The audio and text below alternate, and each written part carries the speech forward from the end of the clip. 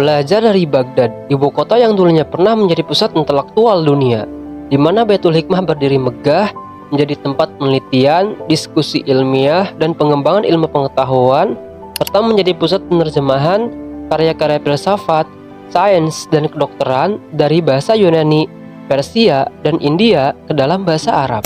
Proses penerjemahan ini tidak hanya melibatkan kaum muslim, tetapi juga cendekiawan dari latar belakang agama dan etnis yang beragam, seperti Hunain bin Ishaq, salah satu contoh cendekiawan, dan sebagai ketua penerjemahan di Baitul Hikmah dari Kristen Nestorian. Dengan tanpa memandang perbedaan keyakinan atau asal-usul, mereka bekerja bersama dalam satu semangat mengembangkan ilmu pengetahuan demi kemajuan peradaban. Keterbukaan, kecintaan terhadap ilmu, semangat diskusi, toleransi, kebebasan berpikir, dan kolaborasi lintas batas menjadi kunci keberhasilan peradaban Baghdad saat itu. Pemerintah saat itu benar-benar mendukung ruang dialog, bahkan mendukung debat terbuka antar pemikir. Rasionalitas dan argumentasi sangat dihargai. Tidak hanya itu, kebijakan negara juga sangat menghormati ilmu pengetahuan, hingga rela membayar naskah-naskah kuno dengan emas seberat naskah tersebut. Disinilah Islam tampil sebagai agama yang rasional, terbuka terhadap akal, dan pencarian ilmiah.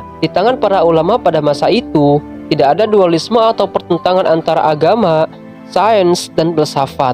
Ketiganya berpadu menjadi satu kesatuan yang utuh dan tak terpisahkan. Bahkan gelar ulama pada masa itu tidak hanya merujuk pada agamawan seperti ahli fikih atau hadis, tetapi juga meliputi ilmuwan, filsuf, dan pemikir multidisipliner yang menjelajahi berbagai cabang ilmu pengetahuan. Pada masa inilah peradaban intelektual Islam tumbuh subur, ilmu pengetahuan dan filsafat berkembang pesat. Dengan berkembang pesatnya juga dalam bidang-bidang keilmuan keagamaan seperti tafsir, hadis, fikih, tauhid, dan tasawuf, semuanya bersatu, saling melengkapi dan memperkaya khazanah keilmuan Islam yang begitu luas dan mendalam. Dari perpaduan inilah lahir sebuah peradaban yang gemilang, ditandai oleh produktivitas intelektual yang tidak hanya membangun fondasi ilmu dan kemajuan duniawi, tapi juga membentuk akhlak dan moral umat secara mendalam. Pada masa inilah Islam tampil sebagai agama dengan peradaban yang seimbang antara akal dan wahyu, antara logika dan cinta, antara dunia dan akhirat. Namun, peradaban yang dulunya bersinar kini meredup dan tertinggal. Justru dari ketertinggalan inilah harapan bisa tumbuh